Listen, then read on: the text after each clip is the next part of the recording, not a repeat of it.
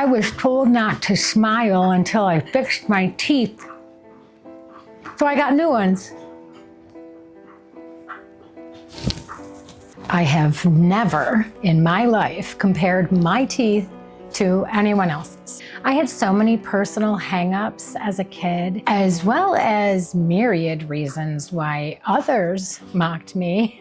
But for some reason, my teeth were never on that list. For example, if you watched my video on my makeup routine, you see that I don't like this chin mole and I don't like the black spot on my cheek, and I'm keenly aware of my invisible eyebrows and eyelashes. So when Kathleen Seymour-GB6 gave me the helpful suggestion to stop smiling until I get my teeth fixed, I wasn't entirely sure to what she was referring. I started noticing teeth like I never had before, and I was comparing all the characteristics of things that I saw to try to come up with what Kathleen was suggesting I do. I came to the conclusion that my teeth possess 3 qualities that Kathleen might find offensive. Number 1, they are small. Number 2, they are crooked. And number 3, they are yellow.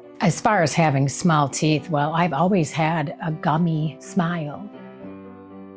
But I also used to grind my teeth at night. I no longer do that. I haven't done that in over a decade at least, but I did erode away precious real estate.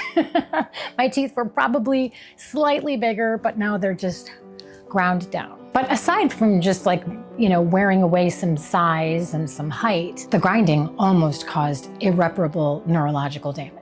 Because my mouth was so laden with mercury fillings, the grinding was releasing dangerous levels into my bloodstream of mercury, and it was causing a lot of neurological problems. The most ubiquitous and alarming being the tremors. When we finally had enough money, I was able to get a 9-hour surgery that finally stopped the tremors.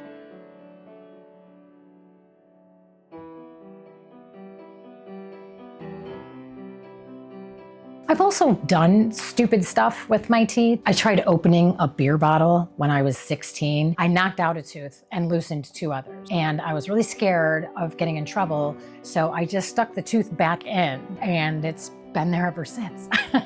So I learned that for free. I once pulled a threaded needle through several layers of difficult fabric with my front tooth, and it chipped like a groove right off the front of my tooth all the way up, which made it really, really jagged. You couldn't really see it, but I could definitely feel it on my tongue. It's smoothed over now, but as far as my teeth being crooked, I actually used to have a huge gap between my 2 front teeth that I could spit water through like a fountain. That gap concerned me for a while until my wisdom teeth barged in and it closed it right up. So that was actually enough for me to like the top row of my teeth. So I was actually pretty happy with that. I do know someone who has similar bottom teeth to mine, where they're just sort of, crowded around each other. And that person got braces. So now their teeth are straight up and down, but there are gaps at the bottom, which that look doesn't really appeal to me. Certainly not for the cost of braces, my goodness. I can think of a billion other things I'd like to spend my money on. Mercury removal surgery being one of them. The surgery ended up being a lifesaver in more ways than one, because I ended up having there was something in my jaw that my dentist could not identify, and it was underneath a tooth. So she made the decision while I was under to pull that tooth and discover what was going on. And it was this wall of bone that my body had created to encapsulate some really nasty pathogens that my body had acquired throughout its years.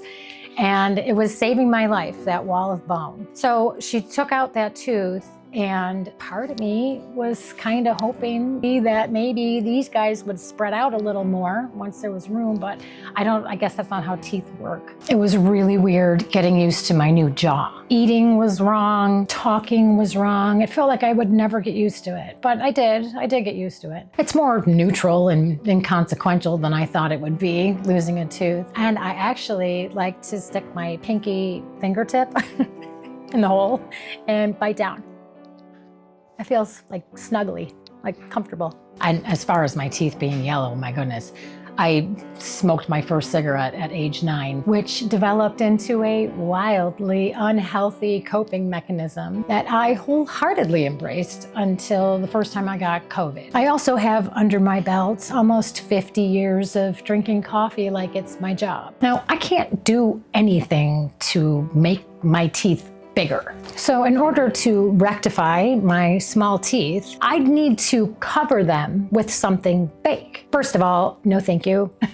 No thanks. Introducing something extra will never be my first choice. But say I was okay with whatever upkeep or mishaps to which I might be beholden. They look like this, which is definitely giving Polident commercial vibes. Watch, Tough Lab Stains. Gets tough stains clean, freshens up dentures with a minty mouthwash. Like, these teeth do not occur in nature. And guess what else I found out about getting teeth like these? They're literally called turkey teeth because you have to go to Turkey to have this procedure done. In order to get this look, you first need to get this look. That's right, they file down your natural, God-given teeth to tiny, raw nubs, so the fake teeth will stay in place better. One woman said you get something called death mouth, where bacteria gets trapped inside your fake teeth and makes your mouth smell like somebody died in it, and you can't get rid of it. Why on earth, when I rid myself of body parts that are working just fine for the job God designed them to do, to have unnatural, unpredictable, unreliable, unattractive, and potentially unhealthy implants inserted into my most useful orifice, so a random stranger won't be offended by my happiness? LOL.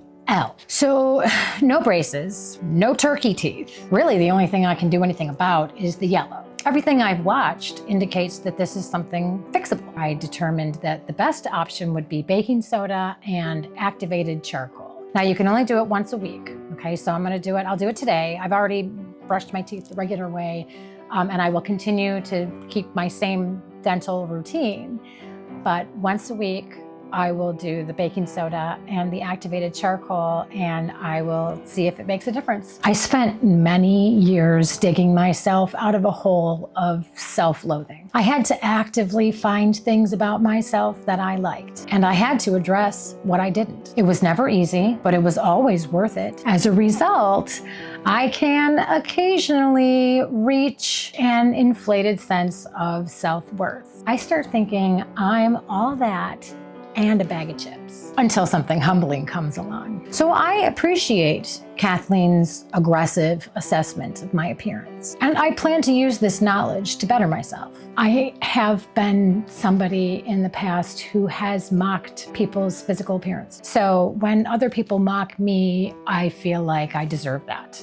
It doesn't bother me. I don't change the way I think about myself. In fact, it kind of takes a lot to knock me down. I got self-esteem falling out of my butt. However, I would like to thank certain people who, sort of came to my defense in the comments section. So Janine, Rachel, and Patricia, thank you. Thank you for saying those nice, kind things to me. You know, pray for Kathleen. Honestly, pray for the people she used to nurse. She's a retired psychiatric nurse. Let's just all say a silent prayer of thanks that she retired. I got comments that said, you're insufferable. Who cares? Well, your opinion means nothing. It's like, yeah, okay, that's cool. I don't care. It's not like I asked you to be here. It's not like I begged you. Please, will you watch my video? You watched it. If you don't like it, that's fine. I have never once asked anyone to like my videos. I have never once asked for subscribers, just because I feel like I'm not really making this for anybody else. Like, this is honestly for me and the people who are like me. So if that's who you are, I am so happy that you are here. I'm so happy to get to share stuff with you, and I hope that you share things about yourself, because I like to get to know people, especially the cool ones. But if you are watching this and you're like, ugh, you're unbearable, I can't look at your hideous face, your voice, it's killing me. Okay, move on. Bye, Felicia.